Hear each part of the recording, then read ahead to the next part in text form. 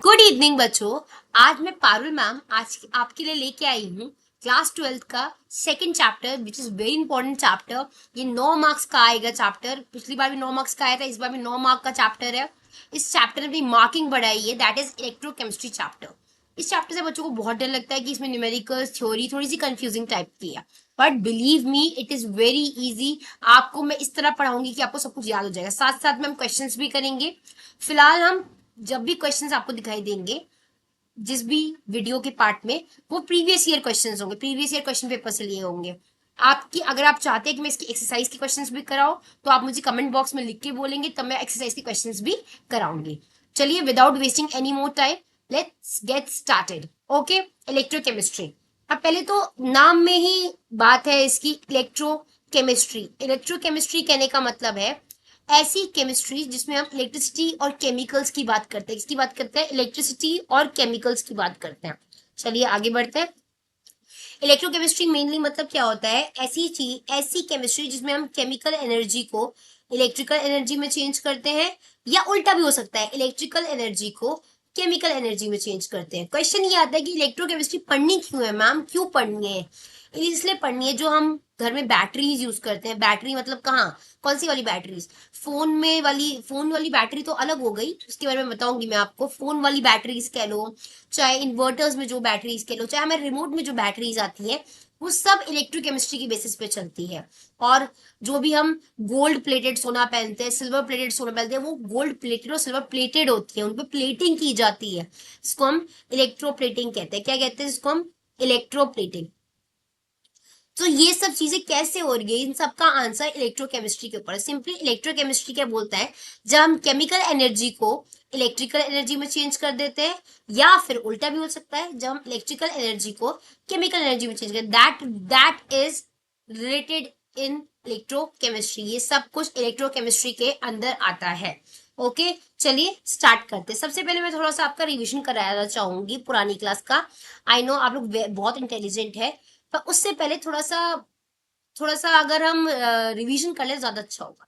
सबसे पहले spontaneous reaction और नॉन स्पॉन्टेनियस रिएक्शन, ये हमसे कहाँ कब टकराया था? ये टॉपिक हमसे टकराया था 11th की थर्मोडायनेमिक्स में। किसमें टकराया था? थर्मोडायनेमिक्स में, थर्मो में।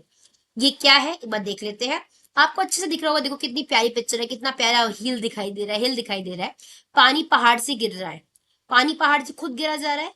ठीक है, मतलब इसमें कुछ मेहनत नहीं है। पानी पहाड़ के एज में आया और एज से, सिंपल सी बात है, अगर हम किसी की भी चीज की एज पे खड़े हैं तो हम नीचे गिर सकते हैं। तो पानी पहाड़ की एज से, पहाड़ से नीचे गिर रहा है, खुद हुआ जा रहा है। तो ऐसे प्रोसेस जो बिना किसी एक्सटर्नल मदद से, मतलब किसी कोई एक्सटर्नल मदद नीचे, मैं पेन चेंज कर लेती हूँ।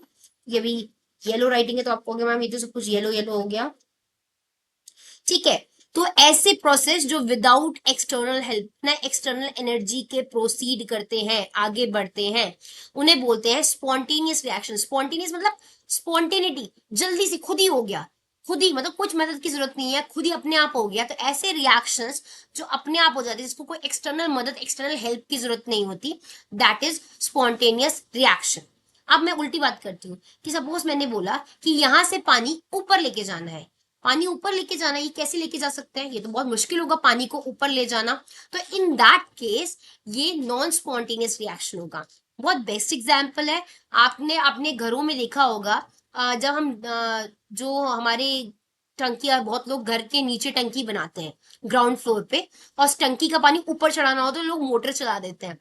तो मोटर चलाई हमने, एक्सटर्नल हेल्प दी है प्रोसेस को कराने के लिए, पानी को ऊपर क्लाइम कराने के लिए। पानी खुद चढ़ के तो ऊपर चला नहीं जाएगा, हमें मोटर चलानी पड़ी ताकि पानी को हम नीचे से ऊपर चढ़ा सके। तो इसमें हमें एक्सटर्नल हेल्प की जरूरत पड़ी, तो this is non spontaneous reaction. तो स्पॉन्टेनियस रिएक्शन वेरी इजी, ऐसे रिएक्शन जो खुद हो जाए विदाउट एनी एक्सटर्नल हेल्प, जिसको कोई एक्सटर्नल हेल्प की जरूरत ना पड़े, दैट इज स्पॉन्टेनियस रिएक्शन। और ऐसे रिएक्शन जिसमें एक्सटर्नल हेल्प की, एक्सटर्नल एनर्जी की जरूरत पड़ेगी, that reaction is known as non spontaneous reaction. उस रिएक्शन को क्या बोलते हैं? Non spontaneous reaction. चलिए आगे बढ़ते हैं। ये हमने 11th क्लास में थर्मो में पढ़ा था, spontaneous reaction, non spontaneous reaction. ठीक है, आगे बढ़ते हैं।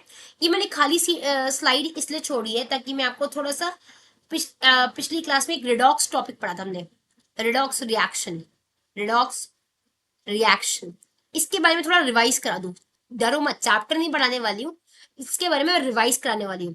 अगर मैं रिडॉक्स को बीच से तोड़ू तो रिडॉक्स का मतलब क्या होता है, रिडक्शन। ऑक्स का मतलब क्या होता है, ऑक्सीडेशन।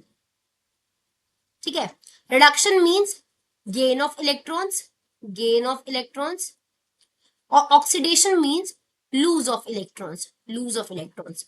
जब भी कोई ऑक्सीडेशन करता है तो oxidation number O N is oxidation number, वो इंक्रीज होता है, इंक्रीज होता है, मतलब ऑक्सीडेशन नंबर +1 है तो +2 जाएगा, मतलब वो लूज कर रहा है। और जब भी कोई रिडक्शन करता है, इलेक्ट्रॉन गेन करता है, तो oxidation number O N is oxidation number decrease होता है। क्या होता है, डिक्रीज होता है। एग्जाम्पल से देखते हैं, Zn यहां जाके Zn2+ बन गया। Zn जो था, जब तक ये इस केस में इसका ऑक्सीडेशन नंबर 0 था, यहां आके +2 बन गया, दो ऑक्सीडेशन नंबर इंक्रीज हो गया, तो इसने 2 इलेक्ट्रॉन लूज कर दिए हैं। यहाँ पे हो रहा है ऑक्सीडेशन, तो ऑक्सीडेशन मतलब लूज ऑफ इलेक्ट्रॉन। अब दूसरा केस लेते हैं, सपोज कॉपर 2+ था, 2+ के नहीं, कॉपर को पहले से ही कमी थी, 2 इलेक्ट्रॉन्स की कमी थी, मैंने 2 इलेक्ट्रॉन्स लाकर दे दिया इसको, इसने दो, तो कॉपर ने अपने 2 इलेक्ट्रॉन्स की कमी थी, 2 इलेक्ट्रॉन्स इसने गेन कर लिए, तो अब ये कॉपर बन गया। पहले कॉपर 2+ था, अभी कॉपर बन गया। कॉपर बनते ही इसका ऑक्सीडेशन नंबर 0 हो गया, यहाँ ऑक्सीडेशन नंबर डिक्रीज हुआ है, तो ये हो रहा है रिडक्शन। क्या हो रहा है, ये reduction. Reduction simply means gain of electron, electron को गेन करना। Oxidation simply means lose of electron, electron को लूज करना। चलिए आगे बढ़ते हैं, एक इंपॉर्टेंट टॉपिक, रिडॉक्स के बारे में तो आपने पढ़ लिया, एक अगला इंपॉर्टेंट टॉपिक जो भी आपने 11th में पढ़ा था उसको मैं रिवाइज करा रही हूँ, that is Daniell cell. Daniell cell, देखो ये टॉपिक भी आपने क्लास 11th रिडॉक्स में पढ़ा था। कहाँ पढ़ा था आपने, रिडॉक्स में पढ़ा था, क्लास 11th में। आपको डेनियल सेल दिखाई दे रही है अच्छे से, देखो डेनियल सेल में क्या होता है, ये एक दो बीकर दिखाई दे रहे हैं आपको। एक बीकर में जिंक की रॉड है, किसकी रॉड है, जिंक की, और सॉल्यूशन का नाम क्या है, ZnSO4। दूसरे बीकर में CuSO4 सॉल्यूशन है, और रॉड किसकी है, कॉपर की रॉड है। एक रॉड का नाम क्या है, एक रॉड का नाम है कैथोड, और एक रॉड का नाम है एनोड। ठीक है, देखते हैं इसमें क्या हो रहा है। और ये पूरा सबका कनेक्शन, ये वायर है, ये वायर है, और ये वोल्ट मीटर से कर रखा है। किससे कर रखा है, वोल्ट मीटर से। देखो ZnSO4 जो सॉल्यूशन है जिसमें जिंक रॉड है, वो ZnSO4 जैसी पानी की फॉर्म में गया तो वो टूट गया Zn2+ में और SO4 2- में। मतलब यहाँ पे पानी में पता है ZnSO4 कैसे घूम रहा होगा, जो मैं पेन चेंज कर लेती हूँ एक बार ताकि आपको समझ में आ जाए। पेन कहाँ गया मेरा, पेन पेन,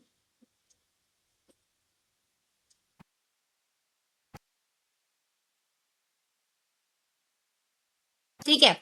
मैं आपको बता रही थी कि ZnSO4 अपने सोल्यूशन में किस तरह घूम रहा होगा। तो ZnSO4 अपने सोल्यूशन में Zn2+ और साथ साथ SO4 2- अलग अलग ऐसे घूम रहे होंगे। ऐसे CuS4 अपने सोल्यूशन में कैसे घूम रहे होंगे, Cu2+ बन के और SO4 2- बन के घूम रहे होंगे अलग अलग। CuSO4 में कॉपर की रॉड है, ZnSO4 में जिंक की रॉड है। जो इस लिक्विड होता है इसे बोलते हैं इलेक्ट्रोलाइट। इलेक्ट्रोलाइट, इलेक्ट्रोलाइट मतलब ऐसा सॉल्यूशन जिसमें आयंस हो, क्या हो, आयंस, आयंस मतलब +- वाले। और इस रॉड को क्या बोलते हैं, इलेक्ट्रोड। क्या बोलते हैं, इलेक्ट्रोड। तो आप बोलोगे मैम यहाँ तो कैथोड लिखा है, 2 इलेक्ट्रोड होते हैं, एक होता है एनोड और एक होता है कैथोड। 2 इलेक्ट्रोड होते हैं, एक एनोड एक कैथोड। तो इलेक्ट्रोड मतलब लोहे की rod, electrode, anode and cathode. चलो अब स्टार्ट करते हैं, सॉल्यूशन समझ में आ गया।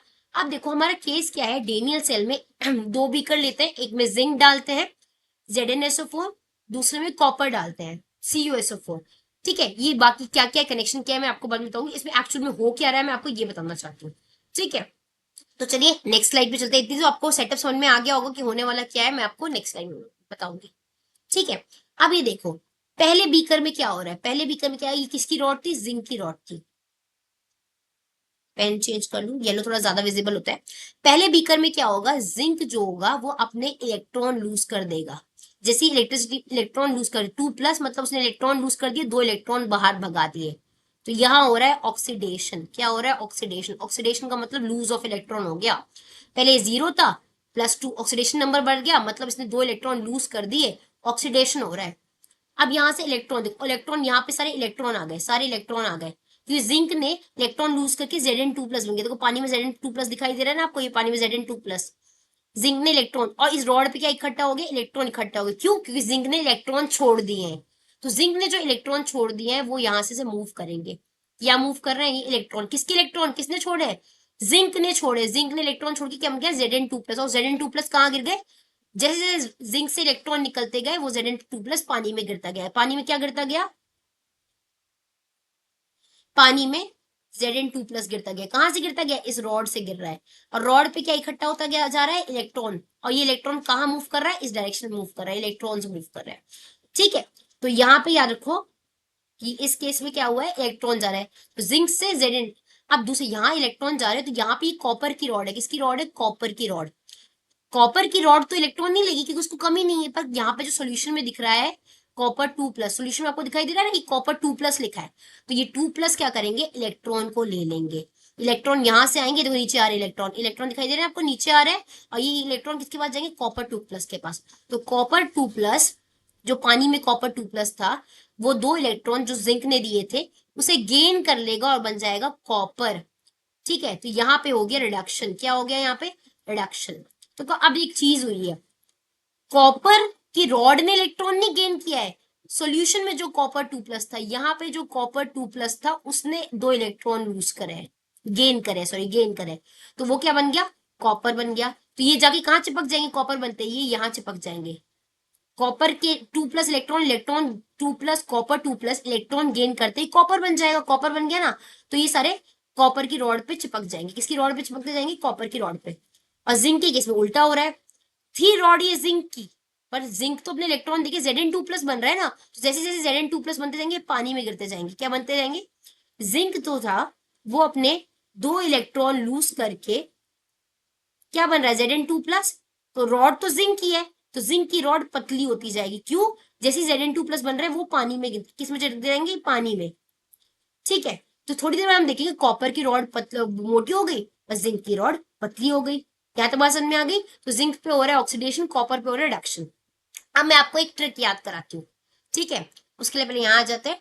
ट्रिक क्या है? ये ट्रिक याद करने के लिए है एन ऑक्स रेड कैट। ठीक है, एन ऑक्स रेड कैट, ये ट्रिक है याद करने के लिए। एन ऑक्स मतलब एनोड पे, हमेशा एनोड पे ऑक्सीडेशन होता है, ऑक्सीडेशन होता है। रेड कैट मतलब हमेशा रिडक्शन होता है, रिडक्शन। रिडक्शन मतलब गेन ऑफ इलेक्ट्रॉन कैथोड पे होता है। किस पे होता है? कैथोड पे। तो ये ट्रिक है, याद रखना, एन ऑक्स रेड कैट। ये बहुत इंपॉर्टेंट ट्रिक है, red cat an ox. An ox मतलब एनोड पे हमेशा ऑक्सीडेशन होता है, रेड कैट रिडक्शन होता है हमेशा कैथोड पे। ये दोनों रॉड का नाम है, एनोड और कैथोड। दो रॉड थी ना, एक रॉड एनोड और एक रॉड कैथोड। चलो अब आगे बढ़ते हैं। आप खुद देखो, जेड इलेक्ट्रॉन यहाँ से बाहर निकल रहे निकल रहे निकल रहे, यहाँ इलेक्ट्रॉन, इलेक्ट्रॉन जिस डायरेक्शन में जाता है करंट हमेशा उसकी उल्टी डायरेक्शन में मूव करता है। दिख रहा है ना? और अब इलेक्ट्रॉन जिस डायरेक्शन में मूव करता है करंट हमेशा उसकी उल्टी डायरेक्शन में मूव करता है। तो ये बल्ब जलना स्टार्ट हो गया। ठीक है, देखो एनोड पे ऑक्सीडेशन हो रहा है, इलेक्ट्रॉन यहाँ से बाहर जा रहे हैं, इसलिए एनोड से एनोड पे इलेक्ट्रॉन इकट्ठा है। तो एनोड पे कौन सा साइन हुआ? नेगेटिव का। कैथोड पे Cu2 कौन इकट्ठा है? Cu2+ इकट्ठा है, तो कैथोड पे पॉजिटिव का साइन आया। क्वेश्चन आता है एनोड पे कौन सा साइन होता है? नेगेटिव। कैथोड पे कौन? एनोड पे नेगेटिव साइन होता है, कैथोड पे कौन सा साइन होता है? कैथोड पे पॉजिटिव। क्योंकि एनोड पे कौन इकट्ठा हो गया? इलेक्ट्रॉन इकट्ठा हो गया ना, इसलिए नेगेटिव साइन है। चलो अब आगे बढ़ते हैं। यहां तक बात समझ में आ गई? अब ध्यान से देखो, पानी में Zn2+ बढ़ गया है। क्यों बढ़ गया है भाई? क्योंकि याद है ना, Zn ने अपने इलेक्ट्रॉन, इस रॉड ने अपने इलेक्ट्रॉन लूज करके Zn2+ बना लिया है, तो सारे पानी में गिर गए। और इस पानी में क्या हुआ है? इस पानी के केस में Copper 2+ तो यहाँ से निकल गया। Copper 2+, क्योंकि Copper 2+ ने इलेक्ट्रॉन गेन करके कॉपर बन गया, वो रॉड में चिपक गए। किसमें चिपक गए? रॉड में। तो रॉड मोटी होती जा रही है कॉपर की, और इसकी जिंक की रॉड पतली होती जा रही है। तो कॉपर सल्फेट, सल्फेट की पानी में सिर्फ सल्फेट, सल्फेट मतलब सिर्फ SO4 बच गया, SO4 2-। क्यों? क्योंकि Copper 2- तो इलेक्ट्रॉन गेन करके कॉपर बन गया और वो रॉड में चिपक गया। तो सर, तो देखो इस सोल्यूशन में, इस वाले सोल्यूशन में सिर्फ Zn2+ बच गए, और इस वाले सोल्यूशन में सिर्फ SO4 2- बच गया। ठीक है, तो अब क्या हो रहा है? मैंने देखा थोड़ी देर बाद Zn2+ के पास तो बहुत, इस पानी में तो बहुत सारे Zn2+ होते। Zn2+ ने सोचा क्यों ना मैं अपने इलेक्ट्रॉन को अपने पास ही रोक लूं।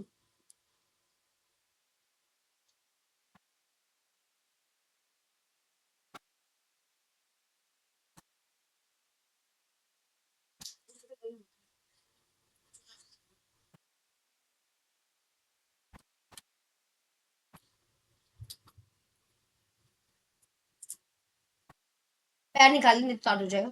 ऊपर रख ले इसका पैर।